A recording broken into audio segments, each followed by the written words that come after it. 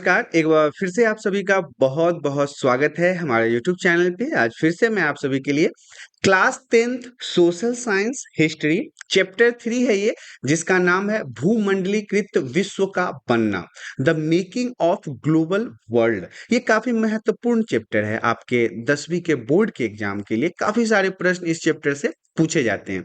इसके जितने भी इम्पोर्टेंट पॉइंट्स हैं ना, वो काफ़ी महत्वपूर्ण होने वाले हैं। तो सबसे पहले महत्वपूर्ण पॉइंट्स के बारे में देख लेते हैं, जो है वैश्वीकरण, ग्लोबलाइजेशन। वैश्वीकरण से क्या समझते हैं, ऐसा प्रश्न भी आपको पूछा जा सकता है। या वैश्वीकरण किसे कहते हैं, ये भी आपसे पूछा जा सकता है। वैश्वीकरण वह प्रक्रिया है, वह तरीका है, वह साधन है जिसके अंतर्गत पूरे विश्व के विभिन्न अर्थव्यवस्थाओं का समन्वय और एकीकरण किया जाता है। पूरे विश्व में याद रखिएगा 195 देश हैं, जिसमें से 193 देशों को सक्रिय रूप से देखा जाता है। तो ये 193 के जो 193 देश हैं ना, ये पूरे अर्थव्यवस्थाओं को, मतलब 193 देश की जो इकोनॉमिकल सिस्टम है, इसको एक जगह संयोजित किया जाता है, एक जगह इकट्ठा किया जाता है। एकीकरण का मतलब होता है जमा करना, ताकि देशों के बीच की जो वस्तु होती है, सेवा होता है, पूंजी होता है, श्रम होता है, प्रौद्योगिकी होता है, इन सभी को बिना रुकावट के एक देश दूसरे देश के साथ आंट बांट सकता है, मतलब प्रदान कर सकता है। कहने का मतलब है कि आज के समय में आपने देखा है कि विश्व के किसी भी देश में कोई सी भी वस्तु हो, उसे आप आसानी से अपने घर तक मंगवा सकते हो। जैसे एग्जाम्पल के लिए अमेजोन की बात कर लें, तो अमेजोन पे क्या होता है, अमेजोन के ऊपर आप कोई सी भी वस्तु अमेरिका का हो या फिर कनाडा का हो, जापान का हो, भारत का हो, अब एक ऑर्डर करोगे वो आपके घर तक पहुंचा के जाता है। तो ये क्यों हो पाया? ये ग्लोबलाइजेशन के कारण ही तो हो पाया है, वैश्वीकरण के कारण ही तो हो पाया है। वैश्वीकरण का परिणाम स्वरूप आज आप देख रहे हो कि विभिन्न देशों की वस्तुएं हमारे देश में उपलब्ध है। दुनिया के कोई भी देश में अगर कोई वस्तु बन रहा है, तो वो हमारे भारत देश में उपलब्ध है, और हमारे भारत की भी वस्तु जो है वो विदेशों में बिकती है, जाती है। ये सब क्या कैसे हुआ? ये सब वैश्वीकरण के कारण हुआ, ग्लोबलाइजेशन के कारण हुआ। हम बात करेंगे प्राचीन काल के बारे में, कि प्राचीन काल का मतलब होता है पुराना समय। यात्री, व्यापारी, पुजारी और तीर्थयात्री क्या करते थे? पहले के समय में जो यात्री हुआ करते थे ना, जो एक देश से दूसरे देश का भ्रमण करते थे, या फिर व्यापारी जो होते थे, जो व्यापार करते थे, मतलब बिजनेस करते थे, या फिर पुजारी हो गए। पुजारी भी क्या करते थे? एक जगह से दूसरी जगह तक अपने धर्म के प्रचार के लिए जाते आते रहते थे। तीर्थयात्री कहने का मतलब है जो भक्ति भावना से एक जगह से दूसरी जगह तक घूमने फिरने जाते थे। ये सब क्या करते थे? आध्यात्मिक शांति के लिए, अपने मन के अंदर शांति के लिए, या फिर यातनापूर्ण जीवन से बचने के लिए दूर दूर की यात्राओं पर चले जाते थे। आज भी हम देखते हैं अपने जीवन में, जब हम बहुत परेशान हो जाते हैं, तो कहीं ना कहीं मंदिर वगैरह घूमने चले जाते हैं ना। हमारी जितनी श्रद्धा है, हमारी जितनी औकात है, उस हिसाब से हम कहीं ना कहीं घूमने जरूर चले जाते हैं, जिससे क्या हो, हमारे मन के अंदर शांति हो। तो ऐसा ही पहले के समय भी हुआ करता था। अपनी यात्राओं में ये लोग तरह तरह की चीजें, जैसे कि पैसा, मूल्य, मान्यताएं, हुनर, विचार, आविष्कार, यहाँ तक कि बीमारियों को भी एक साथ से दूसरे साथ तक ले जाते थे। अब होता क्या था कि अब मान लो एग्जाम्पल के लिए हम किसी ऐसी जगह पे घूमने गए जहां पे कोई रोग फैला हुआ हो, कोई विषाणु के कारण कोई बीमारी फैला हुआ हो, तो वो फिर क्या होगा, वो हम वहां गए हैं तो वो विषाणु हमारे ऊपर भी तो अटैक करेगा, और फिर वापस जब हम अपने जगह पे आएंगे या फिर जहां भी जाएंगे, तो वो विषाणु हमारे साथ साथ उन जगहों पे भी फैल जाएगा। तो यही कह रहा है कि अपनी यात्राओं के साथ साथ वो बिजनेस तो करते थे, मान्यताएं भी एक जगह से दूसरे जगह तक। अपनी यात्राओं के दौरान चीजों के साथ साथ बीमारियों का भी आदान प्रदान किया करते थे।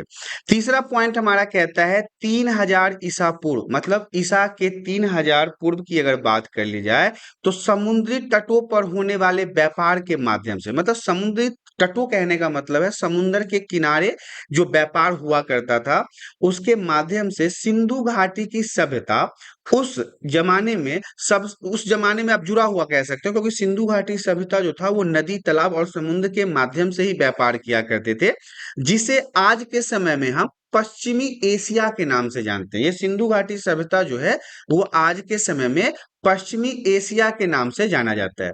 पॉइंट हमारा कहता है भोजन ने अमेरिका से यूरोप और एशिया की यात्रा की, जैसे कि नूडल्स जो है वो चीन से इटली तक पहुंचा, एस्पेगहेती जो है, एस्पेगहेती क्या होता है? एस्पेगहेती भी एक प्रकार का नूडल्स है जिसे हम अपने यहाँ सेवई के नाम से समझते हैं, उसे ही हम एस्पेगहेती कहते हैं। ये भी जो था वो हमारे यहाँ का भोजन नहीं है, ये भी एक प्रकार का नूडल्स ही है जो चाइना इटली से ही हमारे देश के अंदर आया है। तो ये प्राचीन काल के समय के बारे में था। अब हम बात करेंगे सिल्क मार्ग के बारे में। तो जैसा कि आपको नाम से पता चलता है, इस मार्ग से पश्चिम को भेजे जाने वाले जो चीन थे रेशम, उसे सिल्क में कितना महत्व हुआ करता था। मतलब कि यह एक रास्ता है, यह एक मार्ग है जिस मार्ग से व्यापार किया जाता था। इतिहासकारों ने बहुत सारे सिल्क मार्गों के बारे में बताया है। जितने भी इतिहासकार हुआ करते थे ना, जो पहले के जमाने के बारे में हमें इतिहास के माध्यम से बताते हैं, वो हमें बहुत सारे सिल्क मार्ग के बारे में बताया। ये जरूरी नहीं है कि एक ही सिल्क मार्ग था, नहीं, ऐसे बहुत सारे सिल्क मार्ग थे जो अफ्रीका महादेश, एशिया महादेश, यूरोप महादेश को आपस में जोड़ते थे, जिसके माध्यम से व्यापार हुआ करता था। जमीन या समुद्र से होकर गुजरने वाले ये रास्ते न केवल एशिया के विशाल क्षेत्रों को एक दूसरे के साथ जोड़ते थे, बल्कि एशिया, यूरोप, उत्तरी अफ्रीका से भी इसको जोड़ा जाता था। मैंने आपको बताया ना कि ये सिल्क मार्ग थे, वो सिर्फ और सिर्फ एशिया को ही नहीं जोड़ते थे, एशिया के अलावा ये यूरोप को भी जोड़ते थे, उत्तरी अफ्रीका को भी जोड़ते थे, ताकि इन सभी जगहों पर जाकर भी व्यापार किया जाए। बात करेंगे रेशम मार्ग के बारे में, सिल्क रूट के बारे में। जो व्यापार मार्ग चीन को पश्चिमी देशों और अन्य देशों से जोड़ता था, उसे हम सिल्क रूट कहते हैं। याद रखिएगा, चीन जो देश है और चीन को जो दूसरे दूसरे महादेशों के साथ जोड़ता था, मतलब ये रास्ता जो बनता था इनको व्यापार करने के लिए, इसे ही हम क्या कहते हैं? सिल्क रूट कहते हैं। सिल्क रूट ईसा युग की शुरुआत से पहले से ही अस्तित्व में था। सिल्क रूट जो है वो ईसा युग से पहले से अस्तित्व में था। लोग इससे पहले से ही व्यापार इसी रास्ते से किया करते थे। जैसे कि सिल्क रूट से होकर ही चीन के जो बर्तन हुआ करते थे, जो बर्तन बनाए जाते थे, वो दूसरे देशों तक जाते थे। क्योंकि चीन का बर्तन, जो चीनी मिट्टी बर्तन, हमने नाम सुना होगा, चीनी मिट्टी का जो बर्तन था वो पूरे वर्ल्ड में फेमस था। तो चीन के अंदर जो ये चीनी मिट्टी बर्तन बनता था, इससे इसी रास्ते से दूसरे देशों में भेजा जाता था।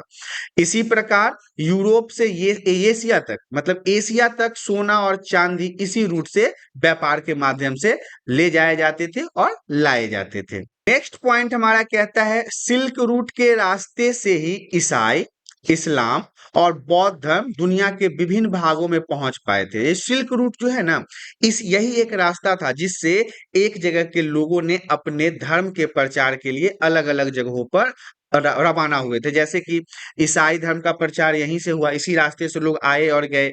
इस्लाम धर्म का भी प्रचार यहीं से हुआ, इसी रूट से वो लोग आए और गए। बौद्ध धर्म जो दुनिया तक पहुंचा है, वो इसी रास्ते के माध्यम से पहुंचा है। क्योंकि अगर किसी धर्म को अगर आपको प्रचार में लाना है, तो इसके लिए तो आपको एक जगह से दूसरी जगह तक जाना होगा, और जाने के लिए क्या चाहिए? रास्ता चाहिए ना। तो अब यही जो रास्ता है, यही हमारा सिल्क रूट कहलाता है। नेक्स्ट पॉइंट हमारा कहता है भोजन की यात्रा। अब भोजन की यात्रा में आपको एस्पेगहेती, जिसे हम अपने यहाँ सेवई के नाम से जानते हैं, और आलू की बात करेंगे। तो सबसे पहले हम एस्पेगहेती की बात कर लेते हैं। इसको हम नूडल्स की तरह देखते हैं, क्योंकि ये पतले पतले नूडल्स की तरह होते हैं। ये चीन का देन है, याद रखिएगा, किसका देन है? चीन का देन है, जो वहां से दुनिया के दूसरे भागों तक पहुंचा है। मतलब नूडल्स जो है वो दुनिया के दूसरे भागों तक पहुंचा है, किसके माध्यम से? सिल्क रूट के माध्यम से। और किसका देन है? चीन का देन है। भारत में हम इसके देसी संस्करण को क्या कहते हैं? सेवई कहते हैं। सेवइयों को वर्षों से हम इस्तेमाल करते आए हैं, हमारे यहाँ सेवई तो काफी दिनों से इस्तेमाल होता आया है।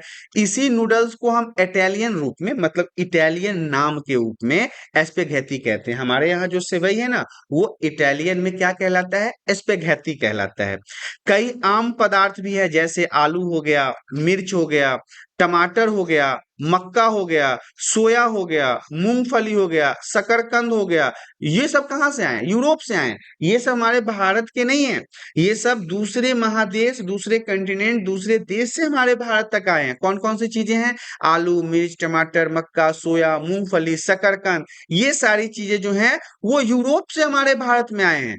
जब क्रिस्टोफर कोलंबस ने गलती से अमेरिका महाद्वीप को खोज निकाला था, जब अमेरिका का खोज किया गया क्रिस्टोफर कोलंबस के द्वारा, इसके बाद ये आलू, मिर्च, टमाटर, मक्का, सोया, मूंगफली, शकरकंद इत्यादि जो थे वो दुनिया के अलग अलग भागों में फैल गए थे। पॉइंट हमारा कहता है विजय, बीमारी और व्यापार। ये क्या था? तो देखिए 16वीं सदी में यूरोप के नाविकों ने एशिया और अमेरिका के देशों के लिए समुद्री खोज बनाया था। मतलब आप समझ लीजिए कि 16वीं सदी की बात है। यूरोप के अंदर जो जहाज के ऊपर काम करते थे या जो जहाज के माध्यम से व्यापार करते थे, उन लोगों ने क्या किया, एशिया और अमेरिका के बीच में एक समुद्र के मार्ग में रास्ता ढूंढ निकाला, जिसके माध्यम से वो एक जगह से दूसरे जगह तक जा सकते थे, एक देश से दूसरे देश में जा सकते थे। इस नए समुद्री मार्ग की खोज ने सिर्फ व्यापार को फैलाने में मदद मिली, बल्कि ये सिर्फ और सिर्फ व्यापार को फैलाने में ही मदद नहीं किया, इसके अलावा यूरोप की सफलता की नींव भी रखी, ताकि ये लोग एक जगह से दूसरे जगह तक आ जा सके। अमेरिका के पास खनिजों का बेहिसाब भंडार था। अमेरिका के पास बहुत सारे खनिज थे, बहुत सारे खनिजों का भंडार था। महाद्वीप में अनाज भी अधिक मात्रा में था, अनाजों की भी खेती वहां पे बहुत ज्यादा हुआ करता था, जिससे इस महाद्वीप के अनाजों और खनिजों ने पूरी दुनिया के अलग अलग भागों में जीवन के स्तर को बदल डाला। अमेरिका के पास खनिज संसाधन बहुत थे, वो दूसरे देशों के साथ खनिज बेचता था और उससे पैसे कमाता था, उससे अपनी आर्थिक स्थिति मजबूत करता था। तो यहाँ पे ये विजय, बीमारी और व्यापार में सबसे पहले आपने व्यापार के बारे में देखा। अब हम यूरोपियन द्वारा अमेरिका पे जो जीत हुआ है उसके बारे में देख लेते हैं, जिसके अंदर आपको बीमारी वगैरह के बारे में पढ़ना पड़ेगा। देखिए 16वीं सदी के मध्य तक पुर्तगाल और स्पेन द्वारा अमेरिकी उपनिवेशों की अहम शुरुआत हो चुकी थी। यूरोपियन की यह जीत किसी हथियार के कारण नहीं, बल्कि एक बीमारी के कारण हुआ था। अमेरिका पर जो इन्होंने जीत हासिल की ना, वो किसी हथियार के कारण नहीं हुआ था। बीमारी, चेचक नाम का एक बीमारी था, जिसके कारण वहां के लोग मरने लगे और उस पे ये पुर्तगालियों ने कब्जा कर लिया। यूरोप के लोगों पर चेचक का आक्रमण पहले ही हो चुका था, इसलिए उनको उनसे लड़ने का प्रतिरोधक क्षमता तैयार हो चुका था। लेकिन जो ये नई बीमारी थी, ये अमेरिका के लिए तो बिल्कुल नया था। अमेरिका के लोग इससे लड़ने में प्रतिरोधक क्षमता जमा नहीं कर पाए थे, क्योंकि उनके लिए तो ये पहली बार हुआ था।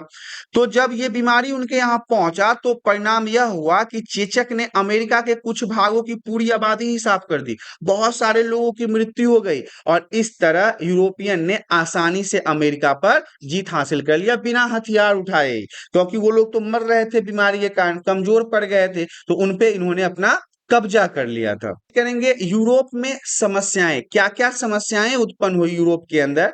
तो भारत 19वीं सदी तक यूरोप में कई समस्याएं थी, मतलब 20वीं सदी तक यूरोप में कई समस्याएं थी, जैसे कि गरीबी हो गया, बीमारी हो गया, धार्मिक टकराव हो गया। ये सब उस समय में यूरोप के लिए एक बहुत बड़ा गंभीर समस्या था। धर्म के खिलाफ बोलने वाले कई लोग सजा के डर से अमेरिका भागे। वहां पे अगर आप धर्म के खिलाफ कुछ भी बोलते थे तो आपको फांसी चढ़ा दिया जाता था, आपको जेल में डाल दिया जाता था। इसीलिए डर से लोग वहां का जगह छोड़ के अमेरिका भाग गए। उन्होंने अमेरिका से मिलने वाले अवसरों, मतलब वहां पे जो उनको फायदे प्राप्त हो रहे थे, उनका उन्होंने पूरा इस्तेमाल किया और काफी तरक्की भी किया। पॉइंट हमारा कहता है 18वीं सदी तक भारत और चीन। 18वीं सदी तक भारत और चीन की क्या स्थिति है उसके बारे में जान लेते हैं। 18वीं सदी तक भारत और चीन दुनिया का सबसे धनी देश हुआ करते थे। 18वीं सदी की अगर हम बात करें तो चीन और भारत मात्र एक ऐसा देश था जो और बाकी सभी देशों से आगे था। लेकिन 15वीं सदी से ही चीन ने क्या किया, बाहरी संपर्क पर अंकुश लगा दिया। वो बाहर के लोगों से, बाहर के देशों से अपना संपर्क ही काट दिया, ना किसी से मतलब रखता था और न किसी को अपने देश में आने देता था। और दुनिया के बाकी हिस्सों से वो क्या हो गया, अलग थलग हो गया, बिल्कुल अपने आप को एकांत में लेके चला गया। चीन के घटते प्रभाव और अमेरिका के बढ़ते प्रभाव के कारण विश्व के व्यापार का केंद्र जो है वो यूरोप की तरफ शिफ्ट हो गया। जब चीन ने बाकी दुनिया से मतलब रखना छोड़ दिया तो जो प्रभाव था अमेरिका का वो ज्यादा होने लगा, इसलिए ज्यादातर लोग अमेरिका के साथ चले गए, क्योंकि चीन ने तो सबसे संपर्क ही बनाना बंद कर दिया। न किसी के साथ व्यापार करता था, न किसी को अपने देश में व्यापार करने देता था, संपर्क काट के वो एकांतावास में चला गया। तो अमेरिका का वर्चस्व बढ़ गया और अमेरिका का पावर ज्यादा बढ़ गया और व्यापार जो था वो यूरोप की तरफ शिफ्ट हो गया। अब हम बात करते हैं 19वीं शताब्दी के बारे में। 19वीं शताब्दी में 1815 से लेके 1914 के बीच के समय को देखेंगे। 19वीं सदी में दुनिया तेजी से बदल रहा था। इस अवधि में सामाजिक, राजनीतिक, आर्थिक, तकनीक के क्षेत्र में बहुत बड़े जटिल बदलाव देखने को यहाँ पे देखा गया। देखिए क्या हुआ, 19वीं सदी में दुनिया बहुत तेजी से बदल रहा था। इस अवधि में सामाजिक सामाजिक स्थितियां भी बदल रही थी, राजनीतिक स्थितियां भी बदल रही थी, आर्थिक स्थितियां भी बदल रही थी और टेक्नोलॉजी भी बहुत तेजी से बदल रहा था। उन बदलावों की वजह से विभिन्न देशों के रिश्तों के समीकरण में अभूतपूर्व बदलाव देखने को मिला। अर्थशास्त्री जो थे, जो इकोनॉमिक्स के बड़े बड़े ज्ञाता थे, उन्होंने कहा कि ये जो आर्थिक आदान प्रदान है ना, वो तीन प्रकार से हो सकता है जो निम्नलिखित है। निम्नलिखित में से क्या है? पहला प्रवाह में देख लीजिए, व्यापार। ये तीनों प्रवाह जो है वो वेरी वेरी इंपॉर्टेंट पॉइंट रहेगा आपके एग्जाम के पर्पज से। पहला प्रवाह हमारा कहता है व्यापार मुख्य रूप से वस्तु जैसे कपड़ा या गेहूं का हो सकता है। मतलब व्यापार अगर एक देश से दूसरे देश में होता है तो किन किन चीजों का हो सकता है? तो कपड़ा का हो सकता है, गेहूं का, चावल का, ये मतलब जो खान पीने की चीज थी ना, इन सब चीजों का व्यापार पहले प्रवाह में हो सकता है। वहीं पे दूसरा है जो है वह है श्रम का प्रवाह। श्रम का प्रवाह का मतलब होता है रोजगार का प्रवाह, मजदूरी का प्रवाह, कामकाज का प्रवाह, जिसको हम रोजगार की तलाश में एक जगह से दूसरी जगह तक जाने को कहते हैं। जैसे कि मैं बिहार का रहने वाला हूँ, आज मैं दिल्ली में हूँ, तो क्यों हूँ? क्योंकि मैं अपने रोजगार को तलाश करने ही तो यहाँ पे आया हूँ। आप लोगों में से भी बहुत सारे बच्चे ऐसे होंगे जिनके जो प्रॉपर घर होगा, गांव होगा, वो कहीं और होगा और वो कहीं और रहते होंगे। तो वो क्यों आए यहाँ पे? क्योंकि उनके पिता, माता, मामा सब यहाँ पे रोजगार की तलाश में आए थे। तो इसको हम श्रम का प्रवाह कहते हैं।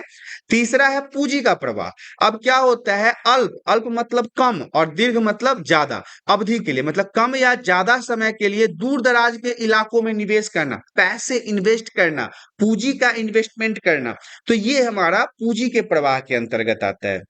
पॉइंट हमारा कहता है तकनीक का भूमिका। देखिए, तकनीक का मतलब होता है टेक्नोलॉजी। रेलवे, भाप का इंजन, टेलीग्राफ, ये सब तकनीकी बदलाव बहुत महत्वपूर्ण रहे। आज हम आप लोग देखते होंगे कि हम Instagram, Facebook, Twitter, YouTube, Google, ये सभी चीजों का उपयोग करते हैं ना। तो ये तो आज हम बहुत अपडेटेड हो चुके हैं, लेकिन इसकी शुरुआत जो है वो यहीं के टेलीग्राफ से हुआ था। क्योंकि शुरुआत में तो इतनी ज्यादा टेक्नोलॉजी नहीं थी।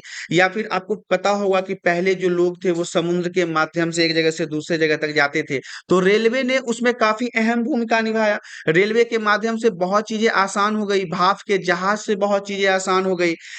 पहले के जो जहाज हुआ करते थे जो पानी में चलते थे, वो हवा के सहारे चलते थे, जिधर हवा लेके जाए उधर चले जाते थे। लेकिन जब भाप वाला जहाज आया तो हमें अपने हिसाब से हमने हैंडल गियर के माध्यम से रास्ते को बनाना शुरू कर दिया। उनके बिना 19वीं सदी में आए परिवर्तनों की कल्पना नहीं की जा सकती, क्योंकि रेलवे या भाप का जहाज हो गया या टेलीग्राफ जो है, ये काफी महत्वपूर्ण है। तकनीकी प्रगति अक्सर चौतरफा सामाजिक, राजनीतिक और आर्थिक कारणों के परिणाम स्वरूप देखे जा सकते हैं। देखिए, जब भी तकनीकी प्रगति होता है, टेक्नोलॉजी में किसी भी प्रकार का डेवलपमेंट होता है, तो उससे समाज भी अग्रसर होता है, राजनीति भी प्रभावित होता है, आर्थिक कारण में भी काफी सुधार देखने को मिलता है। उदाहरण के लिए, औपनिवेशीकरण के कारण यातायात और परिवहन साधनों में भारी सुधार किए गए। औपनिवेशिक कारण क्या होता है? औपनिवेशीकरण क्या होता है, पहले आप ये समझ लीजिए। 200 सालों तक अंग्रेजों ने हमारे भारत के ऊपर राज किया है। टोटल 200 सालों के आसपास की मैं आंकड़ा आपको बता रहा हूं। तो इन्होंने जो यहाँ के शासन किया, अपनी संस्कृति थोपी, अपनी भाषा थोपे, इन्होंने हमारे ऊपर जो अत्याचार किया, इसी को हम औपनिवेशीकरण कहते हैं। लेकिन औपनिवेशीकरण के कारण ही तो हमारे पास रेलवे भी आया है, भाप का इंजन आया है, टेलीग्राफ आया है, तेज चलने मतलब तेजी से चलने वाली रेलगाड़ियां बनी, बॉगियों का भार कम किया गया। बॉगी समझते हैं? रेलवे के ऊपर जिसमें हम बैठ के सफर करते हैं ना, डब्बा, उसी को हम बॉगी कहते हैं। जलपोतों का आकार बढ़ाया गया, जहाजों का आकार बढ़ाया गया, जिससे ज्यादा से ज्यादा सामान उस पर लोड करके एक जगह से दूसरे जगह तक ले जाया जाता था। इसके अलावा किसी भी उत्पाद को खेतों से दूर दूर तक बाजारों तक कम लागत में भी पहुंचा दिया जाता था, जिससे किसानों को अच्छा मुनाफा प्राप्त हुआ करता था। पॉइंट हमारा कहता है 19वीं सदी के आखिर में उपनिवेशवाद। देखिए, 19वीं सदी के आखिर में अंतिम समय में हम उपनिवेशवाद को एक बार जान लेते हैं। पहला पॉइंट हमारा कहता है एक तरफ व्यापार के फैलने से यूरोप की लोगों की जिंदगी जो थी वो बेहतर हो गई थी। जैसे जैसे व्यापार बढ़ रहा था, वैसे वैसे यूरोप के अंदर जो व्यापारी वर्ग थे या फिर जो आम लोग थे, उनकी जिंदगी जो थी वो बेहतर हो रही थी, आर्थिक स्थिति मजबूत हो रही थी। दूसरी तरफ उपनिवेशों के लोगों पर इसका बुरा प्रभाव पड़ रहा था। कुछ तरफ ऐसा भी था कि जो उपनिवेशवाद जो था, उसके कारण लोगों के जीवन पे काफी बुरा असर भी पड़ रहा था। जब आधुनिक नक्शे को गौर से देखेंगे तो आपको पता चलेगा कि ज्यादातर देशों की सीमाएं जो थी वो सीधी रेखा में, ऐसा लगता है जैसे किसी छात्र को सीधी रेखा में खड़ा कर दिया गया है। अब देखिए यहाँ पे अफ्रीका के जो आधुनिक नक्शे को अगर आपके समय में देखोगे तो आपको लगेगा कि सारे देश एक लाइन से ही है। 1885 में यूरोप की बड़ी शक्ति बर्लिन से मिली, अफ्रीका महादेशों को आपस में बांट लिया गया। इस तरह से अफ्रीका के ज्यादातर देशों की जो सीमाएं हैं वो सीधी रेखा की तरह से खिंच गई और वो एक लाइन से देश आपको नक्शे पे देखने को मिलेगा। तो हम बात करेंगे रिंडर पेस्ट या मवेशी के प्लेग के बारे में। यह एक प्रकार का बीमारी है जिसको जानना आपको बहुत जरूरी है, क्योंकि एग्जाम में इससे रिलेटेड भी प्रश्न आपसे पूछे जा सकते हैं। उस समय पूर्वी अफ्रीका में एरिट्रिया पर हमला कर रहे इतावली सैनिकों को पेट भरने के लिए एशियाई देशों से जानवर लाए जाते थे। देखिए, जब अफ्रीका में एरिट्रिया पर हमला कर रहे थे कौन से लोग, इतावली सैनिक, तो उनको खाने के लिए जो चीज चाहिए था, इसके लिए एशिया के देशों से क्या लाए जाते थे, जानवरों को लाया जाता था, जिसको खिला के सैनिकों का पेट भरा जाता था। ऐसे उन इटालियन सैनिकों की मदद के लिए किया गया था। यह बीमारी उन घोड़ों के साथ आई थी जो ब्रिटिश एशिया से लाए गए थे। अब जो ब्रिटिश एशिया से घोड़े लाए गए थे इनको खिलाने के लिए, उसमें कुछ रोग था जिसे हम रिंडर पेस्ट के नाम से या फिर प्लेग के नाम से जानते हैं।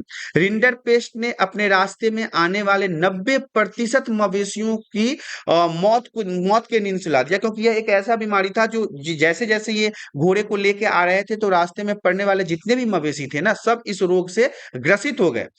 पशुओं के खत्म हो जाने से अफ्रीका को गहरा असर पड़ा, बहुत दिक्कतें हुई। अफ्रीका का रोजी रोटी के साधन भी खत्म हो गए। उनके पास खानों और बगानों में मजदूरी करने के अलावा कोई चारा ही नहीं बचा था, क्योंकि मवेशी तो सब खत्म हो गए। अब समझ लो कि 100 में से 90-95 अगर मवेशी मर जाएं तो क्या हालत होगा। तो ऐसी स्थिति कुछ अफ्रीका के अंदर हो गया। अब इन मवेशियों में एक बीमारी ने यूरोपियन के अफ्रीका तक उपनिवेश फैलाने में मदद कर दिया। यह बीमारी जो था, जो मवेशियों में फैला था, जिसे हम रिंडर पेस्ट या मवेशी प्लेग कहते हैं, इस बीमारी के कारण यूरोपियन जो थे उनको अफ्रीका में उपनिवेशवाद मतलब उन पे शासन करने में मदद मिला, क्योंकि वो कमजोर हो गए, उनके जानवर मर गए, वो मजदूरी करने के लिए मजबूर हो गए, गरीब हो गए। तो ऐसे में यूरोपियन ने क्या किया, उन पे अपना कब्जा कर लिया। नेक्स्ट पॉइंट हमारा कहता है भारत से अनुबंधित श्रमिकों का जाना। आधुनिक बिहार, जो अभी के समय में बिहार है, उत्तर प्रदेश है, मध्य भारत और तमिलनाडु के सूखाग्रस्त इलाकों से कई गरीब लोग जो थे वो बंधुआ मजदूर बन गए। आज के समय में जो हमारा बिहार है, उत्तर प्रदेश है, तमिलनाडु है, यहाँ के लोगों को बंधुआ मजदूर बनाया गया। इन लोगों को मुख्य रूप से कैरेबियन आयरलैंड, मॉरिशस और फिजी भेजा गया, मतलब इनको बाहर के देशों में भेज दिया गया। कहाँ कहाँ, कैरेबियन आइलैंड, मॉरिशस, फिजी इत्यादि जगहों पे भेज दिया। कईयों को तो सिलोन और मलाया भी भेजा गया था। ये सब अलग अलग कंट्री के नाम है। भारत में कई बंधुआ मजदूरों को असम के चाय बागानों में भी काम पर लगाया गया। जो असम के अंदर चाय का बागान है, आपने सुना होगा, ज्यादातर चाय असम, दार्जिलिंग, पश्चिम बंगाल के इलाकों में ही मिलता है। तो वहां पे इनको बंधुआ मजदूर की तरह काम पे लगाया गया। नेक्स्ट पॉइंट हमारा कहता है एजेंट अक्सर झूठे वादे करते थे। जो इनके दलाल हुआ करते थे, जो इन मजदूरों को ले जाया करता था, वो इनको झूठ बोल कर ले जाता था। इन मजदूरों को ये भी पता नहीं होता था कि वो कहाँ जा रहे हैं, बस इन्हें पैसे देके वहां से उठा लेता था और इन मजदूरों के लिए एक नई जगह पर बहुत ही भयावह स्थिति हुआ करती थी। इनके साथ मारपीट होता था, इनको सही तरीके से इंसान नहीं समझा जाता था, इनको दिक्कतें दी जाती थी, इनको खाना पीना नहीं दिया जाता था, इनके पास कोई कानूनी अधिकार भी नहीं हुआ करते थे। उन्हें कठिन परिस्थितियों में काम करना होता था। 1900 की दशक में भारत के राष्ट्रवादी लोग बंधुआ मजदूर के सिस्टम का विरोध करने लगे। देखिए यहाँ पे याद रखिएगा, 1900 के समय में क्या हुआ, भारत के जो राष्ट्रवादी लोग थे उन्होंने बंधुआ मजदूरी के खिलाफ आंदोलन कर दिया। इस सिस्टम को 1921 में फिर क्या किया गया, समाप्त कर दिया गया। ये बात सब जो है आपको याद रखना है। नेक्स्ट पॉइंट हमारा कहता है विदेशों में भारतीय उद्यमी। उद्यमी का मतलब होता है व्यापारी। तो विदेश के अंदर जो भारत के व्यापारी है उसके बारे में जान लेते हैं। भारत के नामी बैंकर और व्यवसायियों में शिकारपुरी श्रॉफ, नटुकोट्टई चौटियार का नाम आता है। वे दक्षिणी और केंद्रीय एशिया के कृषि निर्यात में पूंजी लगाते थे। भारत में और विश्व के विभिन्न भागों में पैसा भेजने के लिए उनका अपना ही परिष्कृत सिस्टम हुआ करता था। खुद इनका अपना बैंकिंग सिस्टम हुआ करता था।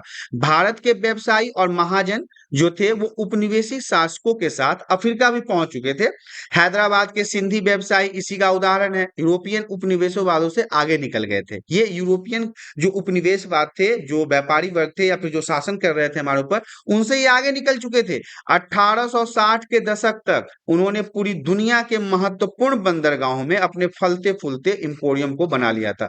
ये व्यापारी वर्ग ऐसे थे कि पूरी दुनिया में जितने भी बंदरगाह थे, जहां पे समुद्र के किनारे का जो जगह होता है, जहां पे जहाज रुकता है, उसी को हम बंदरगाह कहते हैं, तो उन सभी पे अपना अपना ऑफिस बना लिया था और व्यापार करना शुरू कर दिया था। नेक्स्ट पॉइंट हमारा कहता है महायुद्धों के बीच अर्थव्यवस्था। महायुद्ध कहने का मतलब है वर्ल्ड वॉर। यहाँ पे हम प्रथम विश्व युद्ध के बारे में बात करेंगे, जो 1914 से लेके 1918 तक हुआ था। प्रथम विश्व युद्ध जो है वो मुख्य रूप से यूरोप में लड़ा गया था। याद रखिएगा, इस समय के दौरान दुनिया की आर्थिक और राजनीतिक अस्थिरता एक और दयनीय युद्ध का अनुभव किया। मतलब पूरे यूरोप के अंदर देखोगे तो आर्थिक स्थिति सही नहीं थी, राजनीतिक अस्थिरता थी, सरकारें बनती थी, सरकारें खत्म होती थी, बहुत ही दयनीय स्थिति था।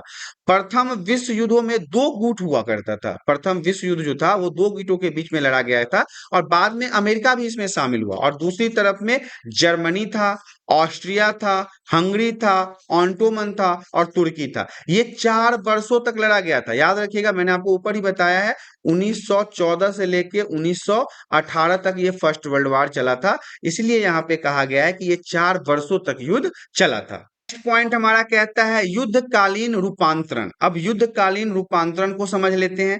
पहले विश्व युद्ध ने पूरी दुनिया के कई मायनों को झकझोर कर रख दिया। लगभग 90 लाख लोग मारे गए। ये जो फर्स्ट वर्ल्ड वॉर हुआ था ना, इसमें 90 लाख लोगों की मृत्यु हो गई। ये तो ऑफिशियल आंकड़ा कहता है। सोचिए कि कितने ज्यादा से ज्यादा लोग इसमें मरे होंगे। और लगभग 2 करोड़ लोग ना इसमें घायल हो गए, जिनके हाथ पैर नाक दांत आंख लंगे लूढ़े सब हो गए। तो ऐसे हालत हो गई थी। मरने वाले या तो अपाहिज होने वाले थे या ज्यादातर उनके उम्र के थे जब आमदनी आदमी आर्थिक उत्पादन करता है। देखिए, ये वो लोग थे जो मरे हैं, जो कम उम्र के थे, जो अपने परिवार के लिए कमा कमा सकते थे, अपने परिवार की स्थिति को सही कर सकते थे। यही लोग लंगड़े लुल्ले हुए, अपाहिज हुए और यही लोग मारे भी गए। इससे यूरोप में सक्षम शरीर वाले कामगारों की भारी कमी हो गई। अब यूरोप में लोग की कमी हो गई। यूरोप के अंदर ऐसे व्यक्तियों की कमी हो गई जिनके शरीर सही तरीके से काम करते हो। कमाने वाले लोगों की संख्या कम हो गई और पूरे यूरोप में लोगों की जो आमदनी थी वो घट गई, क्योंकि कमाने वाले लोग ही नहीं थे। 90 लाख लोग मर गए, 2 करोड़ लोग जो है वो अपाहिज हो गए, तो कमाएगा कौन? ज्यादातर पुरुषों को युद्ध में शामिल होने के लिए बाध्य होना पड़ा था। ज्यादातर पुरुषों को जबरदस्ती युद्ध में ले जाया जाता था। लिहाजा कारखानों में महिलाएं काम करती थी। अपने परिवार को चलाने के लिए महिलाएं कारखानों में काम करने लगी और फिर जो काम पारंपरिक रूप से पुरुष करते थे अब वो महिलाएं करने लगी। नेक्स्ट पॉइंट हमारा कहता है युद्धोत्तर सुधार। युद्धोत्तर सुधार को भी जान लीजिए, क्योंकि एग्जाम में पूछे जाने की संभावना होती है। जब ब्रिटेन युद्ध में व्यस्त था, जब ब्रिटेन वर्ल्ड वॉर के अंदर व्यस्त था, तब जापान और भारत के उद्योग का विकास हो रहा था। युद्ध के बाद ब्रिटेन को अपना पुराना दबदबा कायम करने में परेशानी होने लगी। साथ ही ब्रिटेन अंतर्राष्ट्रीय स्तर पर जापान से टक्कर लेने में असक्षम हो गया। उसके साथ टक्कर नहीं ले पा रहा था, मतलब उसके साथ बराबरी काम नहीं कर पा रहा था। युद्ध के बाद ब्रिटेन पर अमेरिका का भारी कर्ज भी लद गया था। अमेरिका का कर्ज ब्रिटेन पे बहुत ज्यादा हो गया था। युद्ध के समय ब्रिटेन में चीजों की मांग तेजी से बढ़ने लगी, जिससे वहां की अर्थव्यवस्था फल फूल रही थी। लेकिन युद्ध समाप्त होने के बाद मांग में गिरावट आ गई और युद्ध के बाद ब्रिटेन को 20% कामगारों को अपनी नौकरी से हाथ धोना पड़ा। मतलब वहां पे 20% ऐसे कामगार थे जिन्हें नौकरी से निकाल दिया गया। युद्ध से पहले पूर्वी यूरोप गेहूं का मुख्य निर्यातक हुआ करता था। वो गेहूं बेचा करता था। कौन? पूर्वी यूरोप। लेकिन युद्ध के दौरान पूर्वी यूरोप का युद्ध में शामिल होने की वजह से कनाडा, अमेरिका, ऑस्ट्रेलिया गेहूं के मुख्य निर्यातक के रूप में उभरे। जो पहले पूर्वी यूरोप गेहूं का मुख्य निर्यातक हुआ करता था, उसके बाद कनाडा, अमेरिका और ऑस्ट्रेलिया जो था वो उसकी जगह ले चुका था। जैसे ही युद्ध खत्म हुआ, पूर्वी यूरोप ने फिर से गेहूं की सप्लाई शुरू कर दी। इसके कारण बाजार में गेहूं की अधिक खेप आ गई और कीमतों में भारी गिरावट हो गई। इससे ग्रामीण अर्थव्यवस्था में तबाही का माहौल बन गया। तबाही का माहौल कहने का मतलब है गेहूं मतलब बहुत ज्यादा मार्केट में आ गया, जिससे उसके भाव गिर गए और किसानों की स्थिति दयनीय हो गई। पॉइंट हमारा कहता है बड़े पैमाने पर उत्पादन और उपभोग की शुरुआत। अमेरिका की अर्थव्यवस्था में युद्ध के बाद के झटकों से तेजी से निजात मिलने लगा। 1920 का समय है। इसी दशक में बड़े पैमाने पर उत्पादन अमेरिकी अर्थव्यवस्था की मुख्य पहचान बन गई। यहीं से अमेरिका जो है वो बढ़ना शुरू हुआ। जैसे फोर्ड मोटर के संस्थापक हेनरी फोर्ड मास प्रोडक्शन के जनक माने जाते थे। बड़े पैमाने पर उत्पादन करने से उत्पादन क्षमता बढ़ने लगी, प्रोडक्टिविटी बढ़ने लगी, कीमतें घटी। अमेरिका के कामगार जो थे, जो वहां के काम करने वाले थे, वो बेहतर कमाने लगे, उनको फायदा ज्यादा होने लगा, इसलिए उनके पास खर्च करने के लिए ज्यादा पैसे थे, इसलिए विभिन्न उत्पादकों में तेजी से डिमांड बढ़ने लगा। वहीं पे अगर हम कार उत्पादन की बात कर ले तो 1919 में 20 लाख से बढ़कर ये 50 लाख हो गया। कार का डिमांड बहुत ज्यादा बढ़ने लगा। इस तरह से बाजाजी सामानों जैसे रेफ्रिजरेटर हो गया, वॉशिंग मशीन हो गया, रेडियो, ग्रामोफोन आदि की मांग तेजी से बढ़ने लगा। अमेरिका में घरों की मांग में जबरदस्त बढ़ोतरी हो गया इन सब चीजों का। आसान किस्तों पर कर्ज की सुविधा के कारण इस मांग को हवा मिली। जैसे कि ईएमआई के ऊपर वो सारी चीजें मिल जाती है ना, mobile, refrigerator, washing machine, TV. इस तरह से हर एक लोगों ने इसको खरीदने की कोशिश की और इससे प्रोडक्टिविटी और ज्यादा चाहिए था, डिमांड बहुत ज्यादा बढ़ गया। इस तरह से अमेरिकी अर्थव्यवस्था खुशहाल हो गई। 1923 में अमेरिका ने दुनिया के अन्य हिस्सों को पूंजी निर्यात करना शुरू कर दिया, मतलब पैसे कर्ज देना शुरू कर दिया और वो साहूकार बन गया, वो साहूकार बनकर उभरा। इससे यूरोप की अर्थव्यवस्था को भी सुधरने का मौका मिला। पूरी दुनिया का व्यापार का अगले 6 वर्षों तक वृद्धि दिखाता रहा। दुनिया में जितने भी व्यापार हो रहे थे वो अगले 6 वर्षों तक सुधरने के मौके में इनको वहां पे दिखाता रहा। हम बात करेंगे महामंदी के बारे में। महामंदी की शुरुआत जो है वो 1929 में हुआ था। यह संकट 30 के दशक से मध्य तक बना रहा, मतलब 30 के दशक से मध्य तक महामंदी की ही समस्या बनी हुई थी। महामंदी का मतलब होता है पैसे की कमी, आर्थिक व्यवस्था का कमजोर होना। इस दौरान विश्व के जो ज्यादातर हिस्से थे वो उत्पादन, रोजगार, आय, व्यापार में बहुत बड़ी गिरावट देखने को मिला। ये सारी चीजें कम हो गई। युद्ध के बाद अर्थव्यवस्था बहुत कमजोर हो गई थी, सभी देशों की हालत खराब थी। कीमत गिरने से किसानों की आय घटने लगी। आमदनी बढ़ाने के लिए किसान अधिक मात्रा में उत्पादन करने लगे। बहुत सारे देशों ने अमेरिका से कर्ज भी लिया। अमेरिका उद्योगपतियों में मंदी की आशंका को देखते हुए, मतलब अमेरिका को लग गया कि अब मंदी आने वाला है, अब चीजों को बहुत ज्यादा दिक्कतें होने वाली है, तो उन्होंने यूरोपीय देशों को कर्जा देना ही बंद कर दिया। इसके बाद हजारों बैंक जो हैं वो दिवालिया हो गए। जब अमेरिका ने कर्ज देना बंद कर दिया तो बाकी कई सारे ऐसे बैंक थे जो करप्ट कंगाल हो गए, मतलब बंदी हो गए। बात करेंगे भारत के अंदर महामंदी के बारे में। तो देखिए महामंदी के दौरान भारत में क्या हुआ, 1928 से लेकर 1934 के बीच में देश का आयात निर्यात घटकर आधा रह गया। पहले जो डिमांड हुआ करता था या पहले जो हम बाहर के देशों में सामानों को बेचते थे, अब वो पहले से घट के आधा हो गया। अंतरराष्ट्रीय बाजार में कीमत गिरने के कारण भारत में गेहूं की कीमत 50% गिर गई। मतलब जो पहले 20 रुपए मिला करता था वो अब 10 रुपए में ही मिलने लगा, मतलब कीमत गिरने लगी। किसानों और काश्तकारों को बहुत नुकसान हुआ। महामंदी में शहरी जनता और अर्थव्यवस्था के लिए काफी हानिकारक सिद्ध हुआ।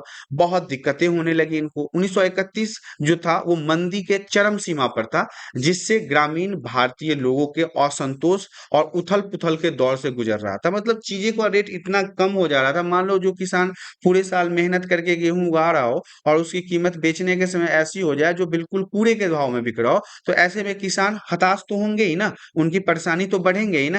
हम बात कर लेते हैं युद्धोत्तर बंदोबस्त और ब्रिटेन वुड्स संस्थान के बारे में। पूर्ण रोजगार का लक्ष्य केवल तभी हासिल किया जा सकता था जब सरकार के पास वस्तुएं, पूंजी और श्रम की आवाजाही को नियंत्रण करने की ताकत उपलब्ध हो। संक्षेप में आप इसे समझे तो अंतरराष्ट्रीय आर्थिक व्यवस्था जो है उसका मुख्य उद्देश्य यह था कि औद्योगिक विश्व में आर्थिक स्थिरता एवं पूर्ण रोजगार बनाए रखा जाए। कहने का मतलब है किसी भी देश की स्थिति तभी सही हो सकती है जब उसके अंदर नौकरी सही तरीके से हो, व्यापार सही तरीके से हो, उद्योग सही तरीके से हो, तभी तो किसी देश की आर्थिक स्थिति सही हो सकती है। इस फ्रेमवर्क पर जुलाई 1944 में अमेरिका स्थिर स्थित न्यू हैम्पर के ब्रिटेन वुड्स नामक संस्थान पर संयुक्त राष्ट्र मौद्रिक एवं वित्तीय सम्मेलन में सहमति मिली। देखिए, इसको हम ब्रिटेन वुड्स संस्थान इसलिए कहते हैं क्योंकि ब्रिटेन वुड्स नामक एक संस्था था जो इसके ऊपर काम कर रहा था, और इसको सहमति कब मिला था? 1944 में अमेरिका न्यू हैम्पर के दौरान इसको वित्तीय सम्मेलन में जो मीटिंग हो रहा था उसमें इसको सहमति मिली कि आप इस तरह से कार्यों को आगे बढ़ा सकते हैं। पॉइंट हमारा कहता है प्रारंभिक युद्धोत्तर वर्ष। ब्रिटेन वुड्स व्यवस्था ने पश्चिमी औद्योगिक राष्ट्रों और जापान के लिए व्यापार तथा आय के वृद्धि के लिए अप्रतिम युग का सूत्रपात किया। यहाँ से व्यापार के माध्यम से पैसे की कमाई और ज्यादा करने के लिए नए नए तरीकों को अपनाया जाने लगा। 1950 से 1970 के बीच विश्व व्यापार का विकास दर सालाना 8% से भी ज्यादा रहा। जब ये अपनाया गया तो 8% सालाना विकास से भी ज्यादा इनकी वृद्धि होने लगी। इस दौरान वैश्विक आय में लगभग 5% की दर जो थी वो वृद्धि हो रही थी। विकास दर भी मतलब स्थिर हो गया था, मतलब अब ज्यादा न बढ़ रहा था न ज्यादा घट रहा था, वो संतुलन में आ गया था, ज्यादा उतार चढ़ाव नहीं आए थे इसके अंदर। इसी दौरान ज्यादा समय जो थे वो अधिकांश औद्योगिक देशों में बेरोजगारी का औसतन 5% से भी कम हो रहा था। अब क्या हुआ कि जो बेरोजगारी थी उसे भी कम किया जा रहा था। इस समय जो तकनीक थी, जो टेक्नोलॉजी था, जो व्यापार के अंदर फैलाया जा रहा था, वो विकासशील देश और विकसित औद्योगिक देशों के बराबर पहुंचने की जी तोड़ कोशिश कर रहा था। जितने भी विकासशील देश थे जो अभी विकास कर रहे थे वो विकसित देशों के बराबर आना चाहते थे, इसलिए वो ज्यादा से ज्यादा टेक्नोलॉजी को हायर कर रहे थे, ज्यादा से ज्यादा टेक्नोलॉजी का उपयोग कर रहे थे। इसीलिए आधुनिक तकनीक से चलने वाले संयंत्रों और उपकरणों का आयात पर बेहिसाब पूंजी का निवेश किया गया। जितनी भी टेक्नोलॉजी बनाने वाली कंपनी थी उन्होंने अपने प्रोडक्टिविटी को और ज्यादा बढ़ा दिया। नेक्स्ट पॉइंट हमारा कहता है औपनिवेशीकरण और स्वतंत्रता। औपनिवेशीकरण से बहुत साल, मतलब औपनिवेशीकरण जब चल रहा था उसके बहुत साल बीत जाने के बाद बहुत सारे नव स्वाधीन राष्ट्रों की अर्थव्यवस्थाओं पर भूतपूर्व औपनिवेशिक शक्तियों का जो नियंत्रण बना हुआ था। मतलब जो पहले औपनिवेशीकरण के दौरान जो शक्तियों का नियंत्रण हो रहा था कई सारे देशों पर, वो अभी भी बना हुआ था। जो जब मतलब ब्रिटेन की बात कर ले, फ्रांस के उपनिवेश रह चुके थे, ब्रिटेन और फ्रांस के उपनिवेश ज्यादातर देश रह चुके थे जहां कभी उनका राजनीतिक प्रभुत्व रह चुका था। वहां के महत्वपूर्ण संसाधन जैसे खनिज संपदा हो गया, जमीन पर, या अभी भी ब्रिटिश और फ्रांसीसी कंपनियों का नियंत्रण था। हमारे भारत पर ही देख लीजिए ना, 200 सालों तक इन्होंने क्या किया, इसी प्रकार के संसाधनों को तो लूटा है, हमारे यहाँ के बेहिसाब दौलतों को तो लूटा है, हमारे यहाँ के खनिजों को तो ही लूटा है। वे इस नियंत्रण को छोड़ने के लिए किसी भी कीमत पर तैयार नहीं थे। कई बार अमेरिका जैसे अन्य शक्तिशाली देशों की बहुराष्ट्रीय कंपनी भी विकासशील देशों के प्राकृतिक संसाधनों का बहुत कम कीमत पर दोहन करने लगती थी। अमेरिका भी क्या करता था, आपने इराक में देखा होगा कि तेल की कुएं या फिर संसाधनों पर कब्जा करने के लिए इसने कई बार गलत तरीके से उनको अपने अधीन बना के रखा है। अब हम नेक्स्ट पॉइंट की बात करेंगे, ब्रिटेन वुड्स की समापन और वैश्वीकरण की शुरुआत। सालों की स्थिर और तेज वृद्धि के बावजूद युद्धोत्तर दुनिया में सब कुछ सही नहीं चल रहा था। 60 के दशक की अगर बात कर लें तो विदेश की जो गतिविधियां थी वो भारी लागत ने अमेरिका की वित्तीय और प्रतिस्पर्धा क्षमता को कमजोर कर दिया, क्योंकि अब अमेरिका ही सब व्यापार में अग्रसर नहीं था, और भी जो देश थे उन्होंने भी अपने देशों को बढ़ाने के लिए व्यापार करना शुरू किया, टेक्नोलॉजी को बढ़ाना शुरू किया, मशीनों को बनाना शुरू किया। दुनिया जो था उसमें अमेरिकी डॉलर अब दुनिया की प्रधान मुद्रा के रूप में जितना सम्मानित और निर्वादित नहीं रह गया, और दुनिया के जो पैसे थे उनका भी सम्मान होने लगा। पहले जो था वो डॉलर को ज्यादा सम्मान दिया जाता था क्योंकि डॉलर का महत्व बहुत ज्यादा माना जाता था। सोने की तुलना में डॉलर की कीमत गिरने लगी थी। अंततः स्थिर विनिमय दर की व्यवस्था विफल हो गई, मतलब यहाँ पे वो टूट गया, और प्रभावमयी या स्थिर विनिमय दर की व्यवस्था यहाँ से शुरू हो गई, और वैश्वीकरण की शुरुआत यहीं से हुई थी। तरह से आपने देखा class 10 social science history chapter 3 यहाँ पे समाप्त हो गया। चैप्टर 3 का नाम था भूमंडलीकृत विश्व का बनना, the making of global world. आशा करता हूँ वीडियो में दी गई जानकारी आप सभी को पसंद आया होगा। जानकारी पसंद आया तो वीडियो को लाइक करें, चैनल पे पहली बार आए हैं तो चैनल को सब्सक्राइब कर लें ताकि इसी प्रकार के एजुकेशनल वीडियो आपको हमेशा प्राप्त होता रहे। आज के लिए इतना ही, धन्यवाद।